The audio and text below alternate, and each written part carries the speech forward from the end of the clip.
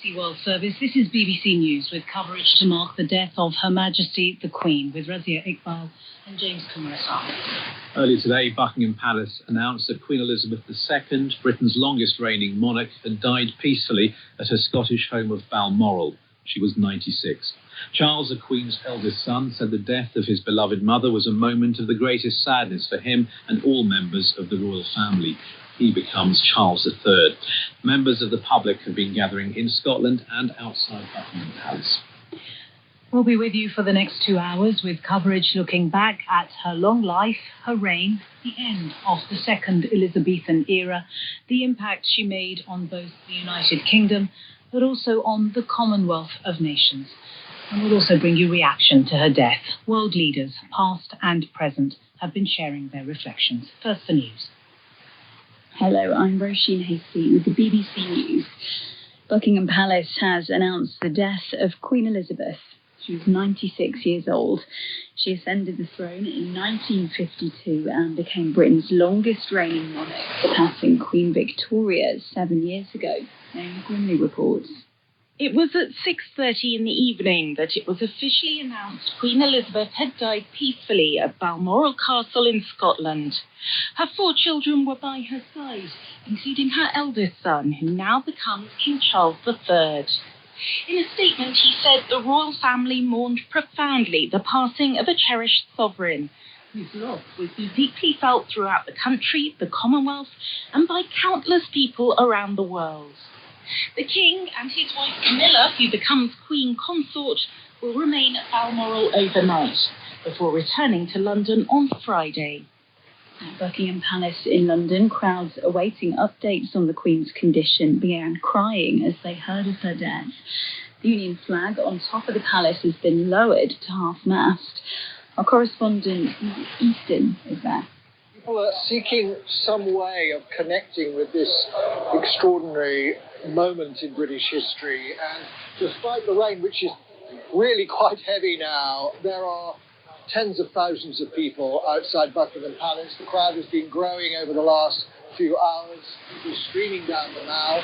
There will be a sense, I think, of unease, of uncertainty, and it is in a moment when people will want to come together, will want to be with others, to share this moment and to see it through. Britain's new Prime Minister Liz Truss has described the Queen as the spirit of Britain. Ms Truss was formally appointed by the monarch only 2 days ago and has been speaking outside Downing Street. We are all devastated by the news that we have just heard from Balmoral. The death of Her Majesty the Queen is a huge shock to the nation and to the world. Queen Elizabeth II was the rock on which modern Britain was built. Our country has grown and flourished under her reign. Britain is the great country it is today because of her. The Archbishop of Canterbury, Justin Welby, said the country had lost the person whose steadfast loyalty, service and humility helped the British make sense of who they were through decades of extraordinary change. Scotland's First Minister Nicola Sturgeon said the Queen's death was a profoundly sad moment for the UK, the Commonwealth and the world. The leader of the opposition party, Keir Starmer, described the Queen as the best of us. Britain's former Prime Minister Tony Blair said the nation had lost a figure who brought the country together. BBC News. The Queen took a particularly close interest in the Commonwealth, a voluntary association of about 50 countries, which emerged from the end of the British Empire. Its leaders have been expressing their gratitude. India's Prime Minister Narendra Modi said the Queen personified dignity and decency in public life. President Cyril Ramaphosa of South Africa said her commitment and dedication was an example to the entire world. Justin Trudeau is Canada's Prime Minister. She was one of my favorite people in the world, and I will miss her so. She was our queen for almost half of Canada's existence, and she had an obvious, deep, and abiding love and affection for Canadians. She was thoughtful, wise, curious, helpful, funny, and so much more. Other international leaders have paid their respects to Queen Elizabeth. President Biden said she was a stateswoman of unmatched dignity and constancy. President Macron said he would remember her as a friend of France. Queen Elizabeth's tenure as head of state spanned post-war austerity, the end of the Cold War, and the UK's entry into and withdrawal from the European Union. Her reign spanned 15 prime ministers. Among them was John Major, who's been reflecting on his weekly audiences with her. I think people would have been extraordinarily surprised if they realised the depth of information the Queen had about the lives of people in every conceivable part of the United Kingdom. She was always extraordinarily well briefed. And on foreign affairs, of course, she would often say, if there was a difficulty of a foreign leader, well, I met him many years ago, or even I knew his father. There was always a wise word to be had. BBC News. You're listening to the BBC World Service. We are bringing you extended and continuing coverage to mark the death of Her Majesty Queen Elizabeth. She was 96 years old. We'll be with you for the next 2 hours. Buckingham Palace announced the death 2.5 hours ago. She died peacefully at Balmoral Castle in Scotland, where she had spent the summer. Her 4 children, including the heir presumptive, who is, of course, now King Charles III, were in attendance. Queen Elizabeth was not just the head of state and monarch of the United Kingdom, but also the head of the Commonwealth of Nations, a political association of more than 50 countries, the vast majority of which are former territories of the British Empire. Among the many tributes that world leaders have paid since that announcement from Buckingham Palace, the US President Joe Biden. He called the Queen a stateswoman of unmatched dignity and constancy. President Macron of France said Queen Elizabeth embodied the British nation's continuity and unity for more than 70 years. He remembers her as a friend of France and a kind-hearted queen.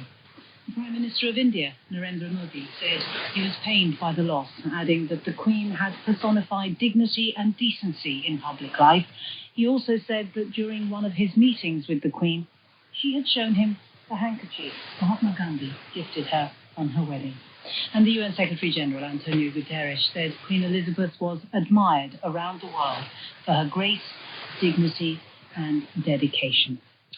The statement of the Queen's death came from Buckingham Palace, the institution. We can cross now to Buckingham Palace, the place, and speak to BBC's home editor, Mark Easton, who is there. And Mark, give us a sense of who is there and what the crowds are like. Well, this has become, I think, a focal point and will remain a focal point for the nation's grief. It's thinned out a bit now, I have to say. It's dark and there's been quite a lot of rain over the last couple of hours. But there was at one point, I think, tens of thousands of people turned up.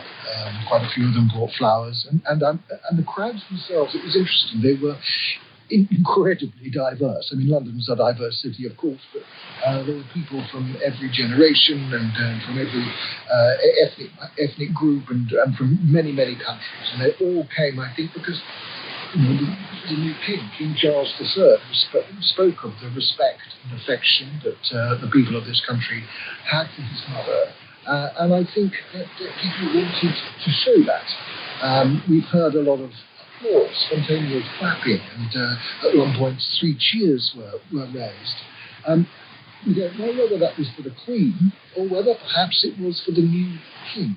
But either way, I think you can tell from this crowd, this very diverse crowd, as I say, that the Queen herself was somebody that was respected by people across the social spectrum in this country. And it is, I think, in many ways a very significant moment for the United Kingdom, because she did represent what you might describe as the sort of keystone in the nation's architecture. And people saw in her something solid and immovable that was really important to their sense of identity and their sense of what Britain is. And without her, I think this is a time when people are going to feel not only loss and sadness, and people definitely feel that. There's people who've been close to tears today, but also I think that there'll be a sense of apprehension and unease adding to an existing sense of foreboding, because we were of course looking likely to be facing a hard winter ahead. And that is why I think her death does represent a difficult moment.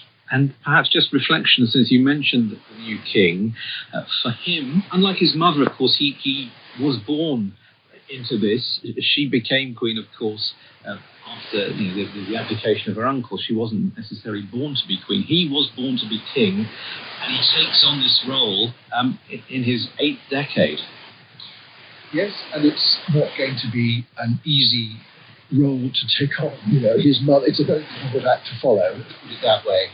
And the Queen, I think, the nature of her character, and people talk about the values which sort of underpinned her entire life, and gave that sense of consistency and stability. Charles is a very different personality. Obviously, his behaviour over the years have divided people, and therefore he comes to the job in a very different way to his mother, who, as you say, became queen very young, almost unknown. She had no history, no backstory. Charles, of course, becomes King Charles III with, as you say, 70-odd years of being the heir to the throne. So it is going to be very difficult. I think that the monarchy there will be real questions, I think, among some people about the future of the monarchy, because Charles has not quite enjoys the same popularity as his mother did.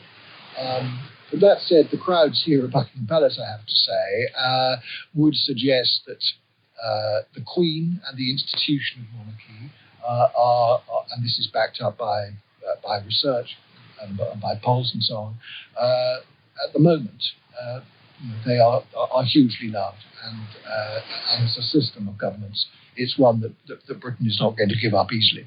Mark, thank you very much. That's the BBC Home Editor, Mark Easton, speaking to us from outside Buckingham Palace. Well, let's turn to the royal family now, because the Queen always cherished memories of her upbringing in a close-knit and loving family, and she endeavoured to balance the demands of monarchy with the needs of her husband and children. Like all families, there were tensions, but as our Deputy Royal Correspondent Daniela Relf reports now, her devotion to her family was a vital part of her life and her reign. 3 cheers from the crowd, and the Queen just taking in the scene, taking in the sight.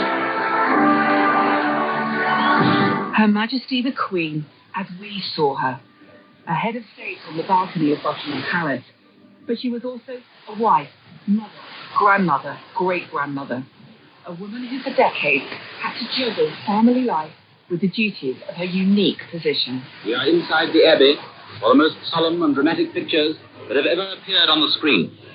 The ceremony that has remained unchanged for 1,000 years. Inside the west door, the members of the royal family take their places. The Princesses Elizabeth and Margaret Rhodes with the Princess Royal.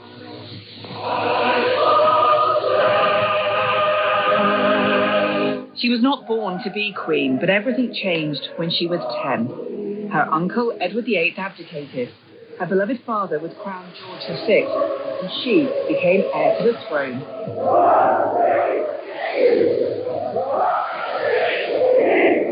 Her relationship with her parents was warm and loving. The king refused to send his daughters to safety in Canada during the war, so the family could be together as much as possible.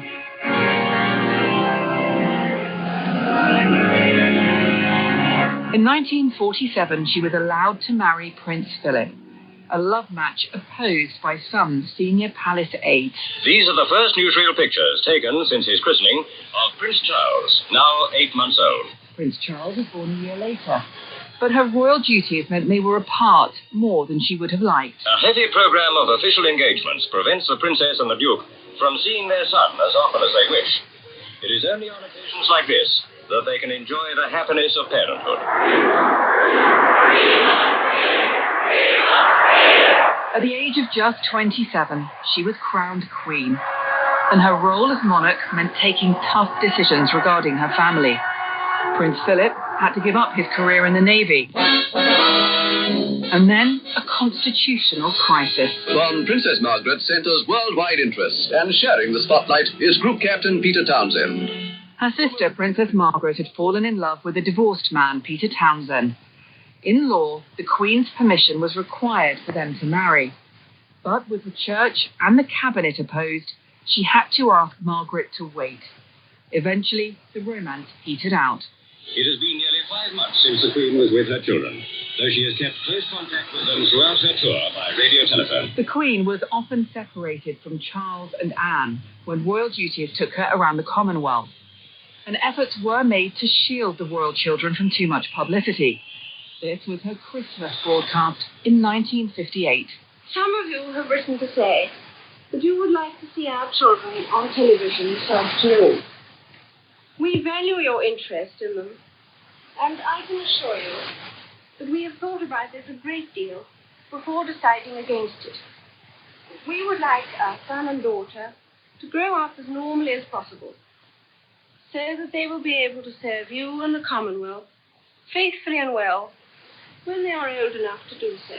The public interest was huge. The Queen is on holiday, but not off duty. As the family grew, cameras were let in to see how they lived. The salad is ready. Showing their holidays at Balmoral, a rare place of escape. The veil is thrown back and we can see the Princess of Wales. And as they come to Her Majesty the Queen, they will turn. The Wales will bow. The Princess of Wales will curtsy. There were fairy tale weddings, but when 3 of her 4 children's marriages broke down, Her Majesty faced issues that no other family has to deal with. So what I say to you now, as your Queen and as a grandmother, I say from my heart. In the dreadful aftermath of Princess Diana's death, there was pressure to appear in public, when some would have preferred to grieve in private. This week at Balmoral, we have all been trying to help William and Harry come to terms with the devastating loss that they and the rest of us have suffered. 8 years later, she was at a ceremony to bless Prince Charles's marriage to Camilla Parker Bowles. But as head of the Church of England, she did not attend the actual wedding, as she had to uphold its teaching on divorce.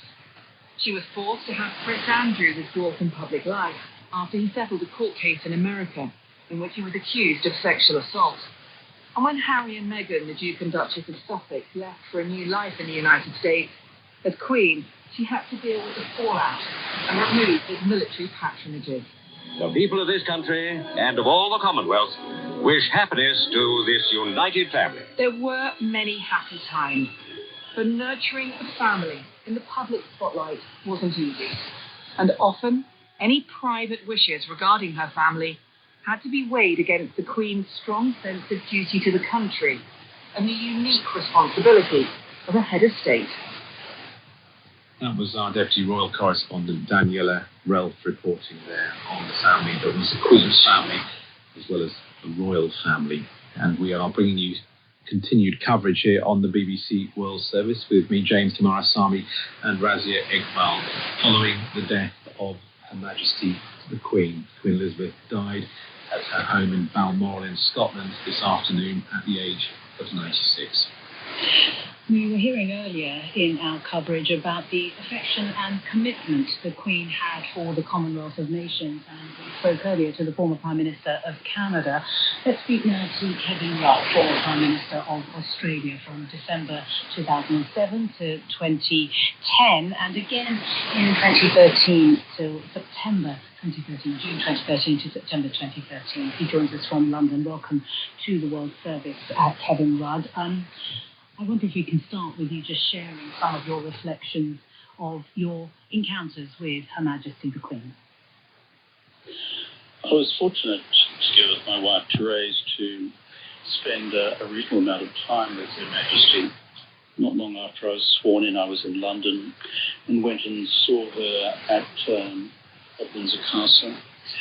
And I remember being back for a G20 meeting and having quite a long luncheon engagement with Her Majesty and the then Canadian Prime Minister, Justice Ixodes, talking about what was then the unfolding global financial crisis. The remarkable thing about her and subsequent meetings with her around the Commonwealth Nations was that she was intensely literate about the major affairs of state. So we've all read that she read her state papers, but what I'd like to say to your listening audience this evening, London time, around the world. She really did read her state papers. She was remarkably well briefed. That's really very interesting to hear. I wonder if you'll share with us some reflections on how important the Commonwealth was to her, because we're talking about a real diversity of countries here, some of whom perhaps don't always share the same values, whether it comes to democracy or even human rights. To what extent was the Queen acutely aware of that and knew she had to navigate that in some way? I remember well the Commonwealth Heads of Government meeting in Trinidad and Tobago from memory in 2009, where we were preparing for the Copenhagen Summit on climate change. So that was challenge enough, but the subsequent challenge, given that Commonwealth Heads of Government meetings are held every 2 years, was that the one after that was due to be held in Sri Lanka.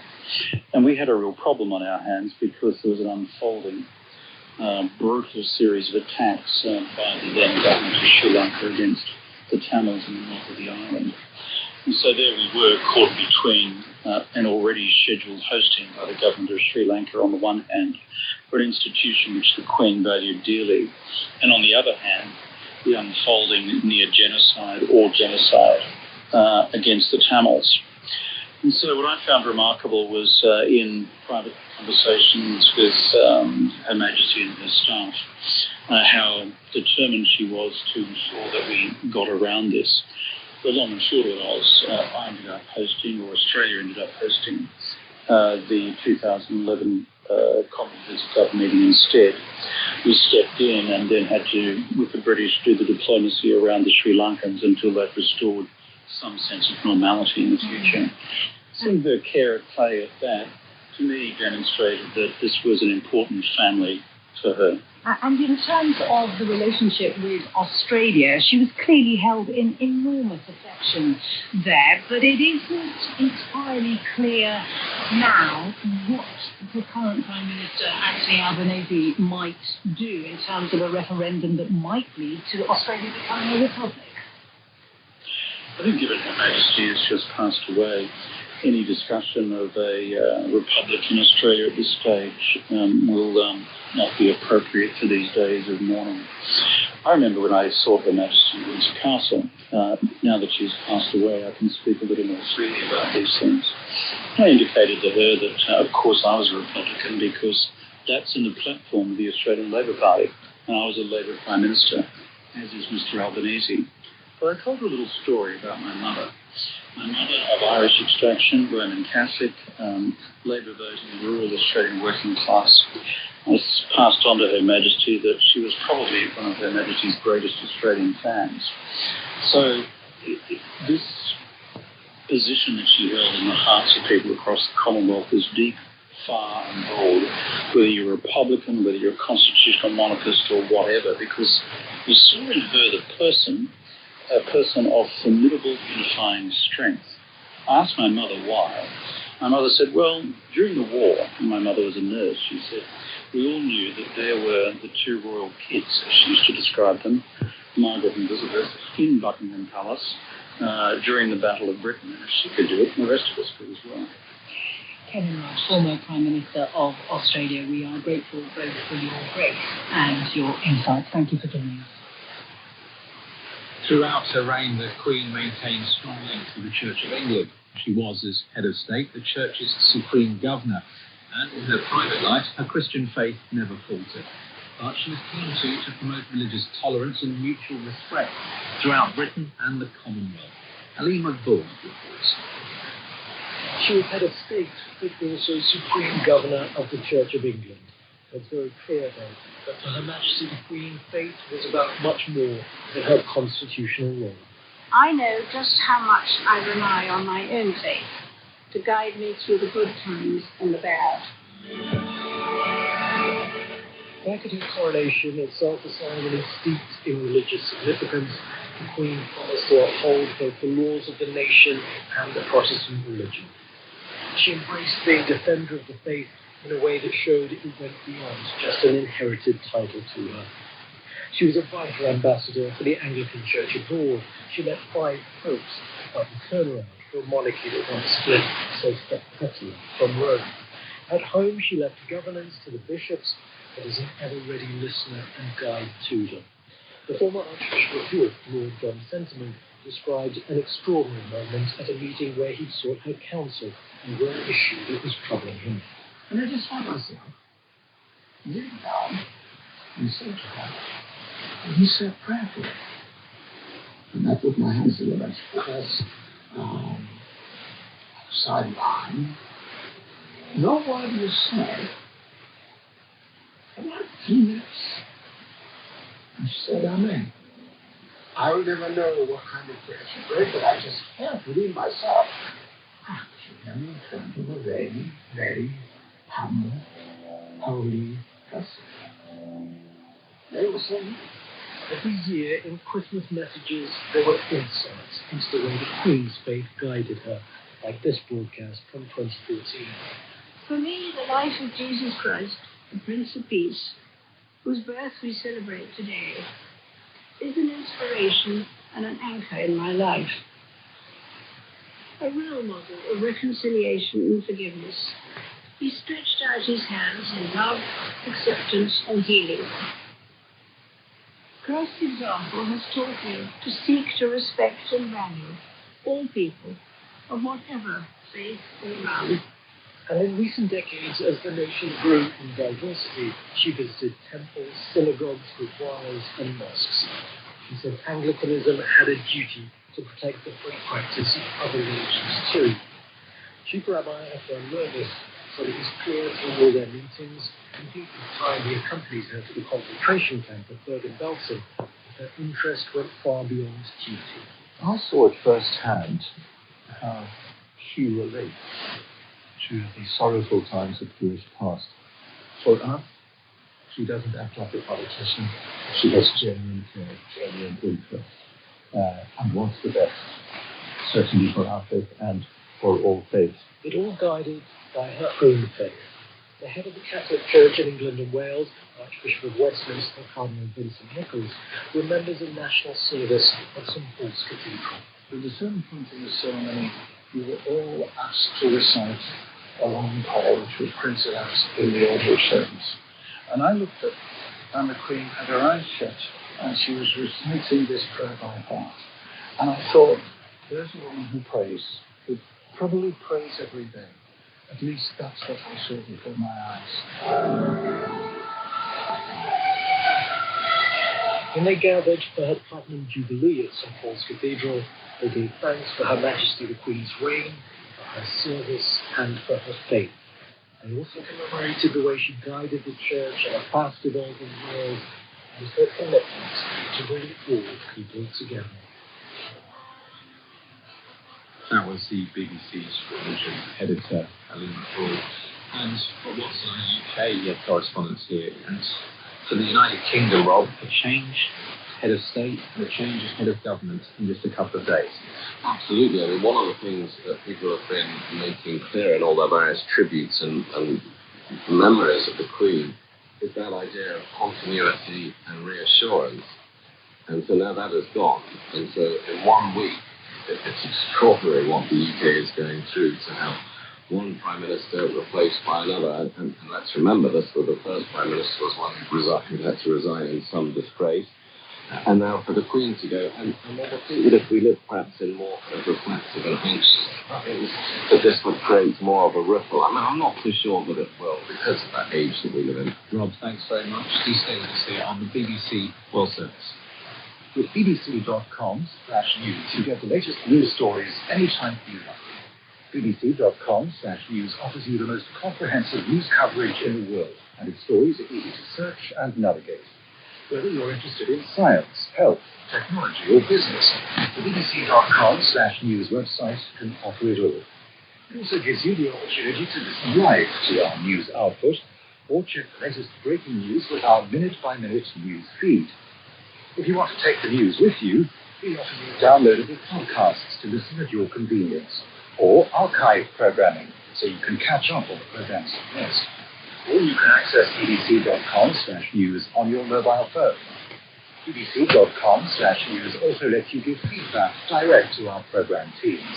All this content, coverage and opportunity makes the BBC the world leader in news coverage online. bbc.com/news. You are listening to the BBC World Service, and we're bringing you continuing coverage to mark the death of Her Majesty the Queen. You will hear a reaction to the death of Queen Elizabeth, not just from here in the UK, where people are gathering, in Scotland, where she died, but also outside Buckingham Palace in London. And we will be talking about her affection and commitment to the Commonwealth of Nations, a political association of more than 50 countries, the vast majority of them former territories of the British Empire. First, though, is news. BBC News with Roisin Hasty. Buckingham Palace has announced the death of Queen Elizabeth. She was 96. In a statement, the palace said she died peacefully at Balmoral Castle in Scotland. Her 4 children were in attendance. Elizabeth became Britain's longest reigning monarch, surpassing Queen Victoria 7 years ago. With her death, her eldest son Charles, the former Prince of Wales, becomes the new king. His wife Camilla becomes Queen Consort. The new king said the royal family mourned profoundly the passing of a cherished sovereign, where loss would be deeply felt throughout the country, the Commonwealth, and by countless people around the world. Britain's new Prime Minister Liz Truss described the Queen as the spirit of the country and the rock upon which modern Britain is built.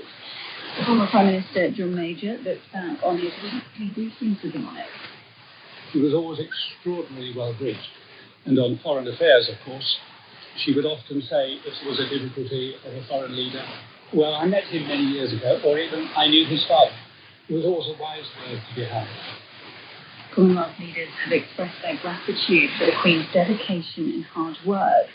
President Biden said she was a stateswoman of unmatched dignity and constancy. Pope Francis said he was offering his prayers for the Queen's eternal rest. President Vladimir Putin of Russia has sent his condolences. He said the Queen had rightfully enjoyed the love and respect of her subjects and authority on the world stage. India's Prime Minister Narendra Modi said he was pained by her death and said she personified dignity and decency in public life. The Italian Prime Minister Mario Draghi praised her for her spirit of service. Irish Prime Minister Michael Martin said the Queen's state visit in 2011 played a key role in the normalisation of relations between the two countries. BBC News. You're listening to the BBC World Service. I'm Rasia Iqbal, and with James Kamarasamy, we are bringing you extended and continuing coverage on the death of Her Majesty the Queen. Queen Elizabeth was Britain's longest reigning monarch, both the nation's figurehead and a towering presence on the world stage for 7 decades. She died peacefully at her home in Scotland. Throughout her reign, the Queen was devoted to the Commonwealth, a voluntary association of 50 or so nations, most of which were once part of the former British Empire. She was its head, a personal title that won't necessarily pass on to her successor as monarch, and she saw it as her personal mission to make sure that the organisation succeeded. She embarked on a lengthy tour of the Commonwealth early on in her reign and set out her views on its raison d'etre during a speech to the New Zealand Parliament in January 1954. In addressing this assembly, I feel especially conscious of the community of faith which exists among the parliaments of our Commonwealth. Our association of nations and peoples, united in the possession of common traditions and ideals, can fairly lay claim to greatness. And I can think of no greatness more worthy of respect than that symbolized by a firm faith in the strength of parliamentary institutions and the rights of man.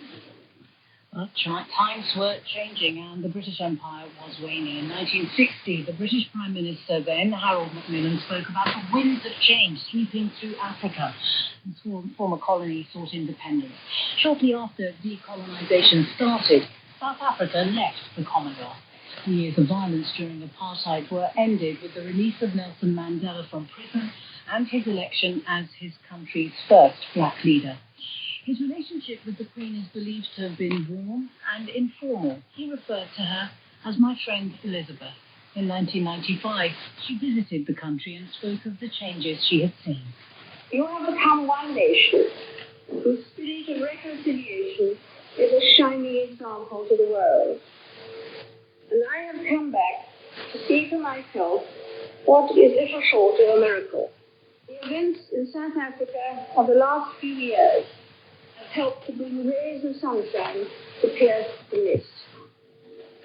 May the sun shine ever brighter.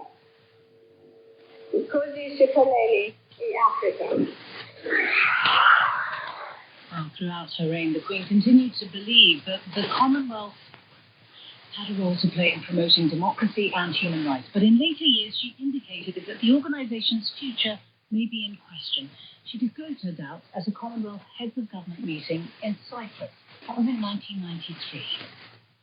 I have enough experience, not least in racing, to restrain me from laying any money down on how many countries will be in the Commonwealth in 40 years' time,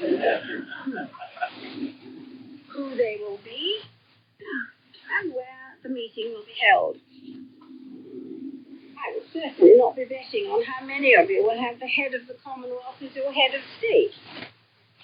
Well, as the head of the Commonwealth, the Queen was well informed in the 1980s about the efforts of the majority of Commonwealth countries to impose sanctions on the apartheid regime in South Africa. Indeed, we were hearing about that from the Prime Minister of Canada, Brian Mulroney. The former Secretary General of the Commonwealth, Sonny Rampal, says the Queen was helpful as negotiations continued to persuade the then Prime Minister, Margaret Thatcher, to accept some level of sanctions at the Commonwealth Heads of Government meeting in the Bahamas in 1985. The Queen was known to be sympathetic to the African cause. Not to any specific strategy or action, but in a general sense, she understood that the time had come for the ways in South Africa to end. He explained why he thought that was the case. I think the Queen grew up as an internationalist. The Queen grew up with people like Julius Nyerere and Kennedy Founder being young leaders. She would have shared their growth. She would have understood their aspirations for freedom. In her Diamond Jubilee year, the Queen highlighted the importance of the Commonwealth in an address to the joint houses of the British Parliament in March 2012. She said she was proud that members of her family would be representing her on visits to several Commonwealth countries as part of the Jubilee celebrations. These overseas tours are a reminder of our close affinity with the Commonwealth, encompassing about 1/3 of the world's population. My own association with the Commonwealth has taught me that the most important contact between nations is usually contact between its peoples. An organization dedicated to certain values, the Commonwealth has flourished and grown by successfully promoting and protecting that contact. Well, let's now speak to our Deputy Africa Editor, Anne Soy, who is in a country which is very special to the Queen. It is a country where she learnt that she had become Queen, and that's Kenya. Anne, tell us what the reaction has been like there to her death. Well, people here were following keenly the news of her health, and what a moment for the people here. I am in Sagana in central Kenya. This is where she came as Princess Elizabeth, and in the morning she woke up and received the news that her father had died, and then she was queen. So what a moment for the people here. Many of them would not have been alive that time, but still it's a profound moment. She was respected across the continent, deeply admired by many. This is a continent that really understood her. They understood hereditary monarchy because to many it was the traditional system, even though it was abandoned during the colonial days. And so wherever she traveled on the continent, she had the respect of the people because they understood her place. and she was deeply, deeply admired. So there have been messages coming from across the continent, from heads of state, and from monarchies as well, the monarchs as well. From South Africa, the king has sent, the Zulu king has sent his message saying that there was no doubt our prayers are with the royal family and the Prime Minister of the UK as she leads the nation in mourning. And Prince Mangosuthu Buthelezi talks about his treasured friendship with King Charles for many years and says he admired his principles, approaches to his duties and his people, something he no doubt he got from his mother, his beloved mother. So the Queen was deeply admired here, and people are continuing to send their messages of condolence to the royal family. And we've been talking about the continuity that she represented, being on the throne for 70 years. I wonder whether there are reflections yet within the Commonwealth about what the change at the top, King Charles III, what that might mean rather more broadly. Absolutely. When you think about the Commonwealth, the first picture that comes to mind was the Queen, the head of the Commonwealth. We have a message from the Secretary General, Lady Patricia Scotland, and she says that the Commonwealth, she loved the Commonwealth, and the Commonwealth loved her. And she quotes that message in 1947 before she ascended to the throne, when the then princess said that whether my life be long or short, I will dedicate it to the service of the Commonwealth. And that she did. And she deeply respected for that. In 2018, even though the head of the Commonwealth is not a hereditary position, her son, the now King Charles, was designated as her successor. So that continuity is there. Anne, thank you very much indeed. That was our Deputy Africa Editor, Anne Soy, speaking to us from a very symbolic place in central Kenya. You're listening to the BBC World Service with continuing and extended coverage on the death of Her Majesty the Queen here on the World Service with James Kumrasamy and Razia Iqbal. Let's speak now to Maya Jasanath, Professor of History at Harvard University. She's the author of 3 books on the British Empire and its subjects. Maya, we've been hearing throughout our coverage in the last 2 hours about this solidity in a changing world, the continuity that Her Majesty the Queen embodied. Your reflections on her passing? Well, it's amazing to me that her final public act was to initiate a new government in the form of Liz Truss. She was the embodiment of the monarch's constitutional role for 70 years. And when you look at that contrast between the head of state, which the Queen was, and the head of government, which the Prime Minister is, the sense of just incredible duty and stability that she represents is quite extraordinary. And I think that at the moment that we are seeing with, for example, Boris Johnson, so much doubt about the integrity and comportment of our heads of government, the Queen stood out that much more. And when you look at the longevity of her reign and the changes that she saw from being a monarch who oversaw these colonies and the empire, she was still the monarch of an empire, and how that changed in the 1960s. What do you think about how that was navigated by her and how it mutated and changed over the decades? It's so extraordinary that I heard even on one of your programs earlier today, the correspondent talking about how Mao Zedong, Joseph Stalin, and Harry Truman were in charge when she became queen. But, the British Empire continued to be one of the great entities in the world, and it clearly no longer exists, and Britain has lost that role.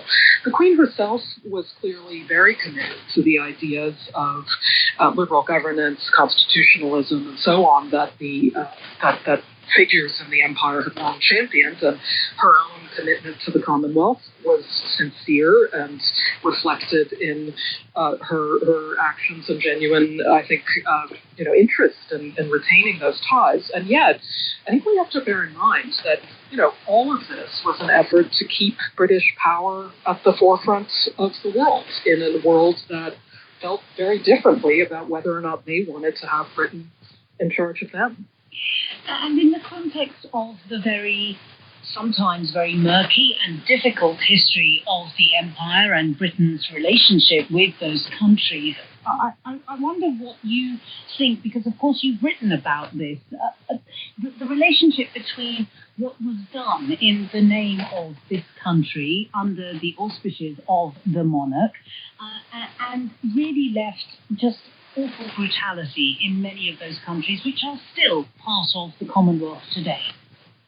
Absolutely. Those pictures of the Queen on the royal tours, the Queen and the Commonwealth leaders' meetings, they present exotic, colorful, and placid images, particularly of sort of loyal subjects gathered around the White Queen. And yet, that was the public face of something that was unfolding very differently on the ground. And, you look at the violence that undergirded the independence of, for example, Kenya or Malaya, or, the conflicts in Cyprus and Aden, and you see a very, very different kind of history unfolding. And I think that the Queen's own presence in those pictures, allowed for a public image of decolonization to take hold that was very much at odds with the reality that was very violent on the ground, and whose costs are still, I think, being reckoned with, and whose true story is still being uncovered.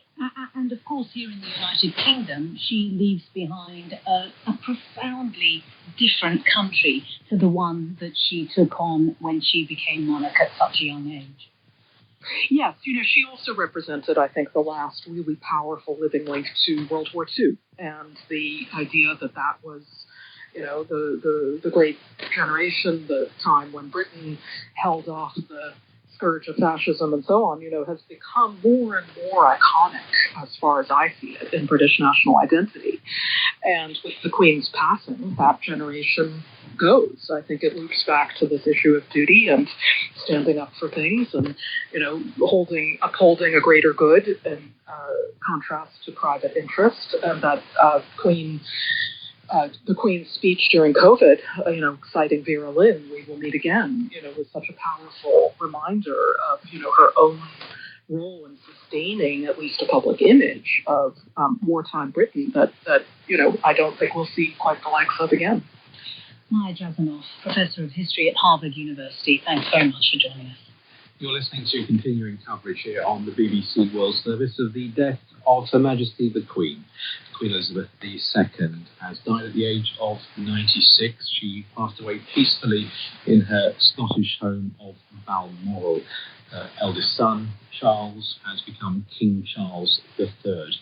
Well, tributes have been flowing in from around the world, from countries which are close to Britain and from others which certainly at the moment are not, notably from Russia, where Vladimir Putin has sent his condolences. He said, over the course of many decades, Elizabeth II rightfully enjoyed the love and respect of her subjects and authority on the world stage. I wish you courage and resilience in the face of this difficult and tragic loss. Well, the Canadian Prime Minister Justin Trudeau said that the Queen's service to Canadians would forever remain an important part of the country's history. New Zealand's Prime Minister Jacinda Ardern said it was a time of enormous loss. It is with great sadness that New Zealand wakes to the news of the passing of Her Majesty Queen Elizabeth II.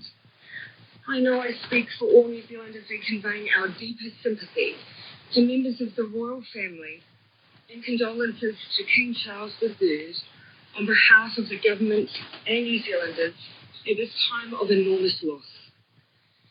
The last days of the Queen's life captures who she was in so many ways, working to the very end on behalf of the people she loved. Jacinda Ardern, well, to the very end, she was indeed working. She appointed a new Prime Minister just 2 days ago, and that Prime Minister, Liz Truss, has been speaking. She gave a statement soon after the death of Queen Elizabeth was announced just outside her residence at number 10 Downing Street. She described the Queen as the spirit of the country and the rock upon which modern Britain was built.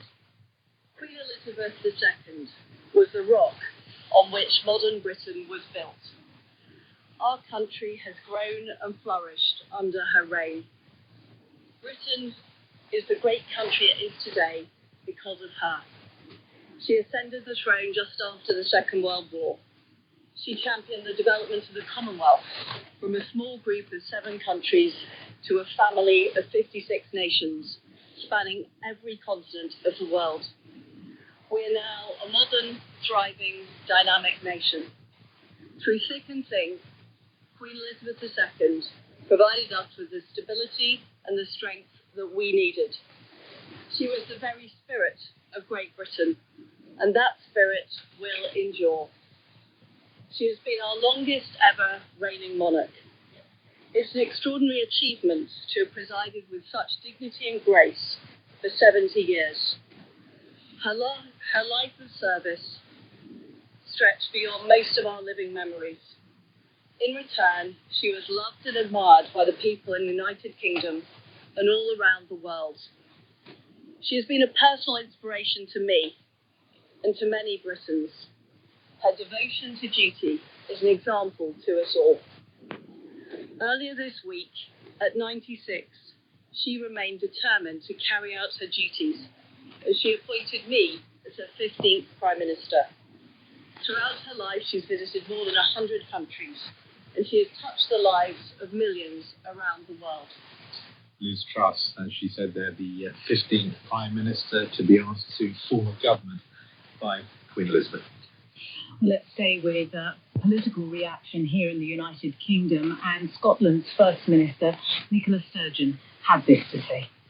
Like everyone across Scotland, the United Kingdom, indeed the world, I feel a deep sense of sadness on the death of Her Majesty the Queen. On behalf of the people of Scotland, I offer my sincere and heartfelt condolences to the King, the Queen Consort, and to the entire royal family. There will be many opportunities in the coming days to reflect fully on the Queen's extraordinary life and service. For more than 70 years, Queen Elizabeth has been the great constant in our national life. She has inspired us, on occasion comforted us, and always personified values we hold dear.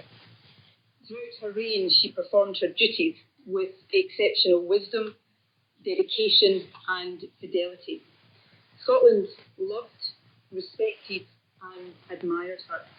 And by all accounts, Her Majesty was really happier than when she was here in Scotland at her beloved Balmoral, a fact I have been privileged to observe personally. I hope it will be a source of comfort to her family that she spent her final days in a place that she loved so much. This is a moment of acute loss and profound sadness. It is also a moment of enormous significance. The passing of Queen Elizabeth marks the end of an era. Our nation is in mourning. My heart and my thoughts, and I know those of people across Scotland, are with the royal family at this deeply sad moment. That was Scotland's First Minister, Nicola Sturgeon. From the thoughts of one of the leaders of the nations of the United Kingdom, let's hear from some of the people who have gathered outside one of the Queen's main residences, Windsor Castle, just to the west of London. These mourners reacting with sadness to the news of her death. It's just a sad day for us all today. We've all known the small Queen. She's the person we've always looked up to. Somehow, it's a sad day.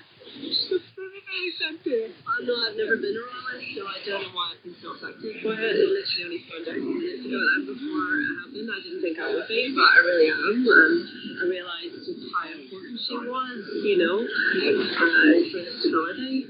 But she's been putting up with a lot over the last year, I have to say, and she has done really well.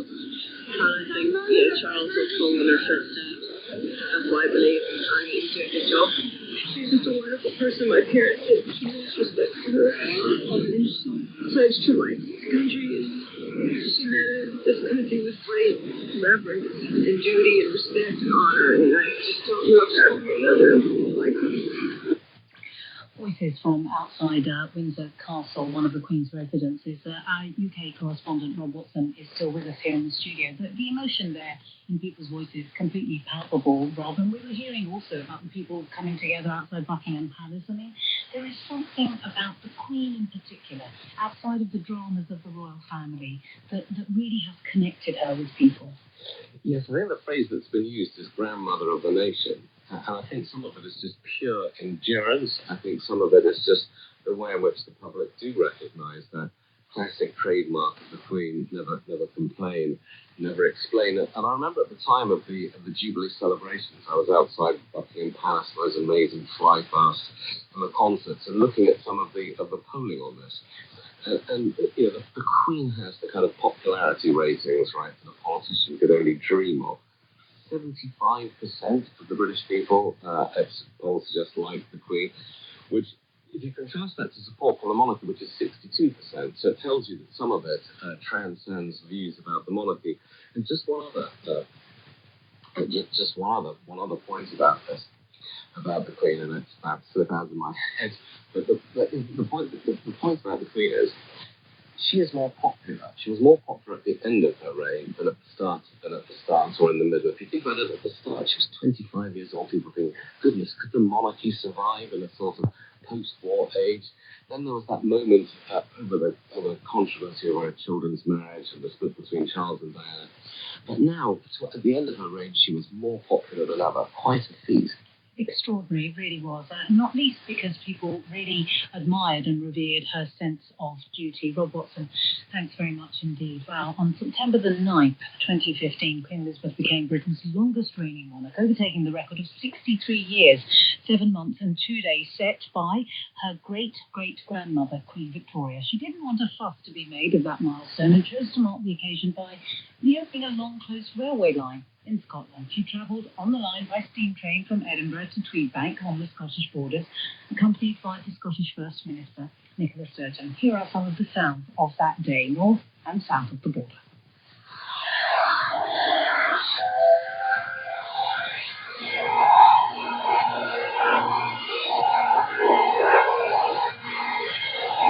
We are privileged, ma'am, that you have chosen to mark today's milestone here. All of us are delighted to be able to share some of this special day with you.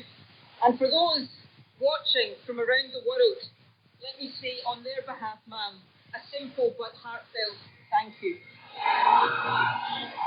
A long life can pass by many milestones. My own is no exception. But I thank you all, and the many others at home and overseas, for your touching messages of great kindness. I think she's done a great job. Thanks a lot, Paul. It's a historical event, seeing history as it's happening. I think she's a fantastic woman, a great monarch, a great leader. Probably the best leader in the world, most respected leader anywhere in the world.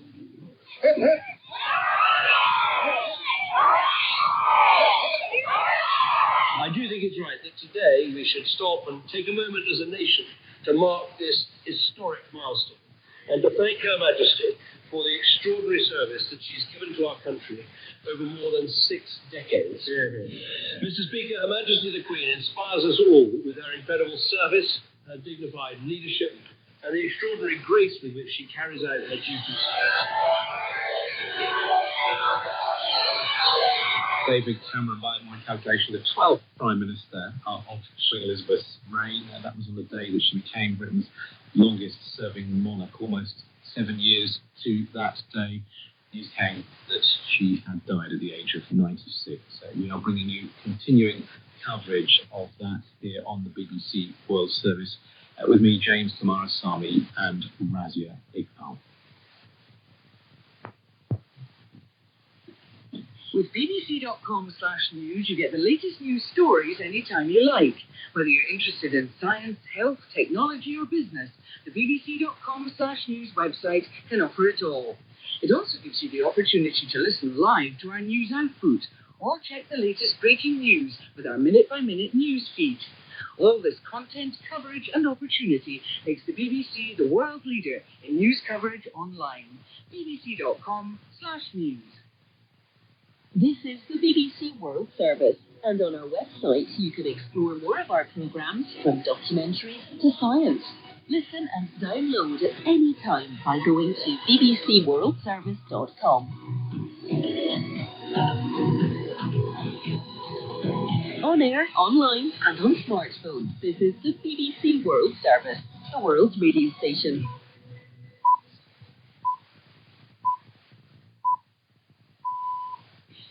You're listening to the BBC World Service. This is BBC News with continuing and extended coverage to mark the death of Her Majesty the Queen. With Razia Iqbal and James Kumarasamy. Earlier today, Buckingham Palace announced that Queen Elizabeth II, Britain's longest reigning monarch, had died peacefully at her Scottish home of Balmoral. She was 96. Charles, the Queen's eldest son, said the death of his beloved mother was a moment of the greatest sadness for him and all members of the royal family. He becomes King Charles III. Members of the public have been gathering in Scotland and outside Buckingham Palace. We will be with you for the next hour with coverage looking back at her long life, her reign, the end of the second Elizabethan era, the impact she made on both the United Kingdom but also on the Commonwealth of Nations. And of course, we will be bringing you reaction to her death. World leaders, religious leaders, past and present, have been sharing their reflections. First, the news. Hello, I'm Roisin Hastie with the BBC News. Buckingham Palace has announced the death of Queen Elizabeth. In a statement, the palace said she died peacefully at Balmoral Castle in Scotland, where she'd spent the summer. She was 96.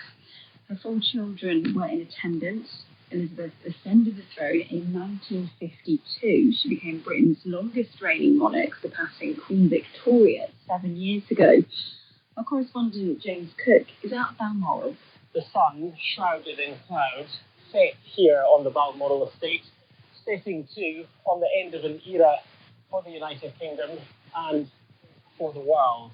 And minutes after it did so, a car swept through the gate, several cars in fact, one of them we believe containing Prince Harry to join his brother, Prince William, and his father, the King, in mourning for Queen Elizabeth.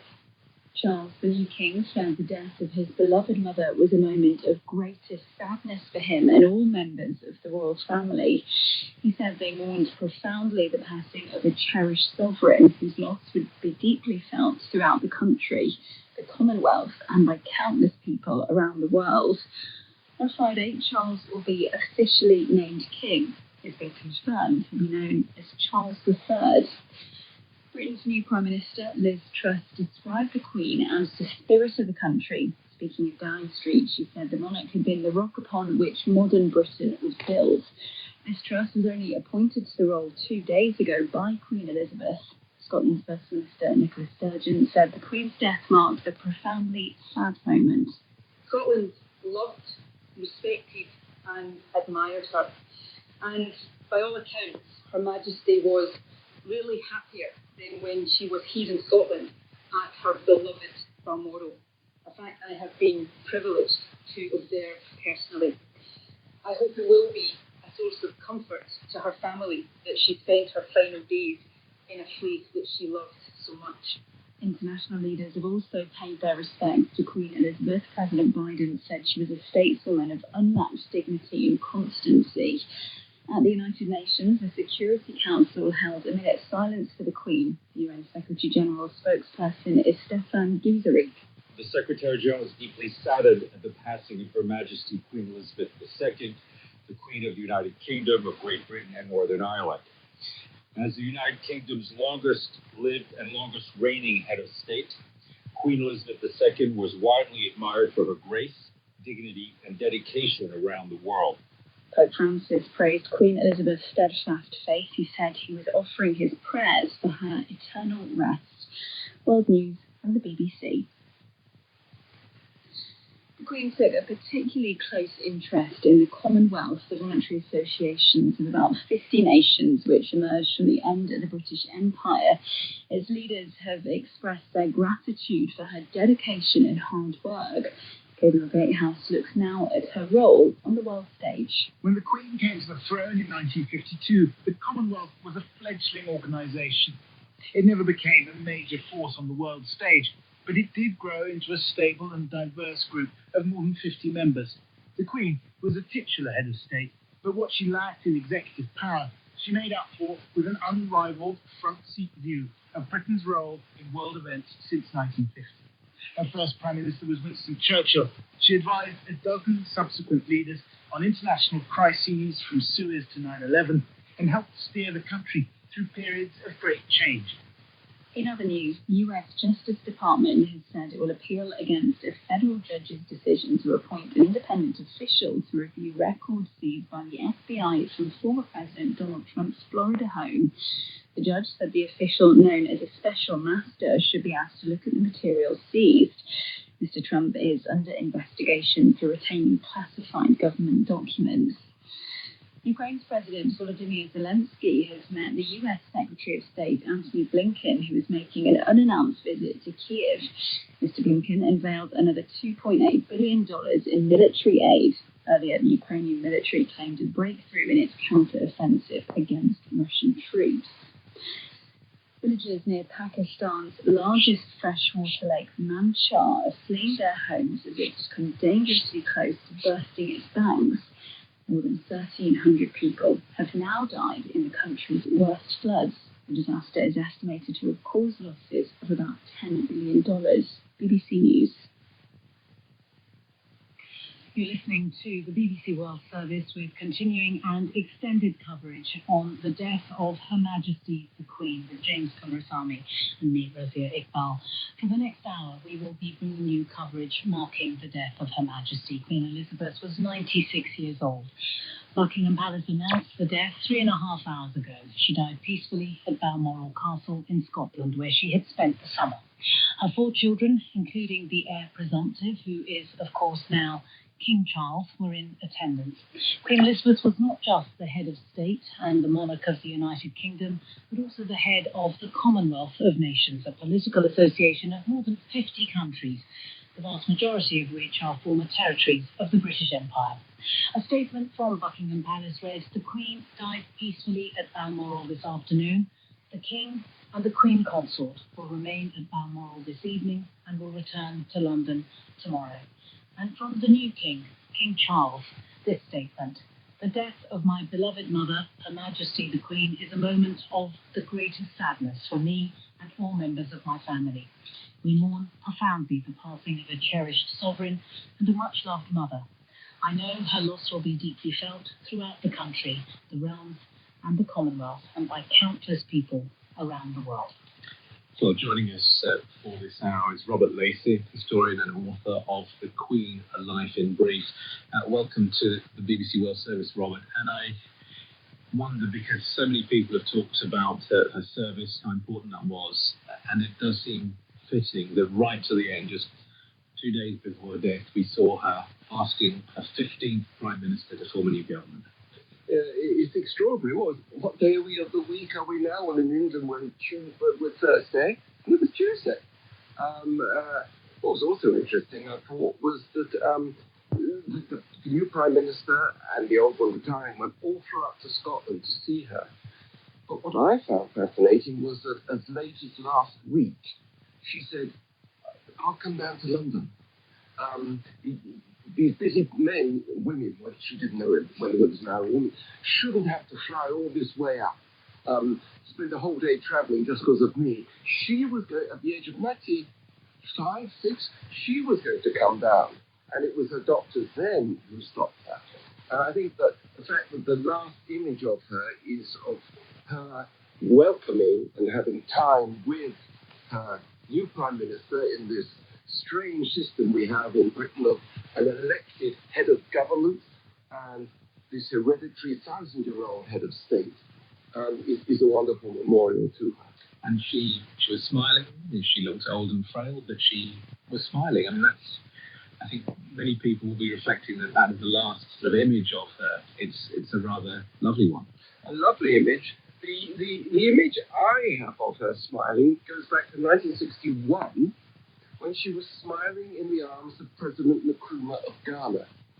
It was at the time of the breakup of Britain's empire. Nkrumah was a very controversial figure, and the government of the day didn't want her to go. And she said, this is what it used to be called Gold Coast, and it's a bit of Togoland too. And she said, no. I think history is going to see the creation of the Commonwealth as the most important creation or the achievement of her reign. She said, no, I'm going to go. And she not only went, she danced with him, and this dance was captured in an extraordinary image that went round the world and shocked people. I mean, this is the age of apartheid.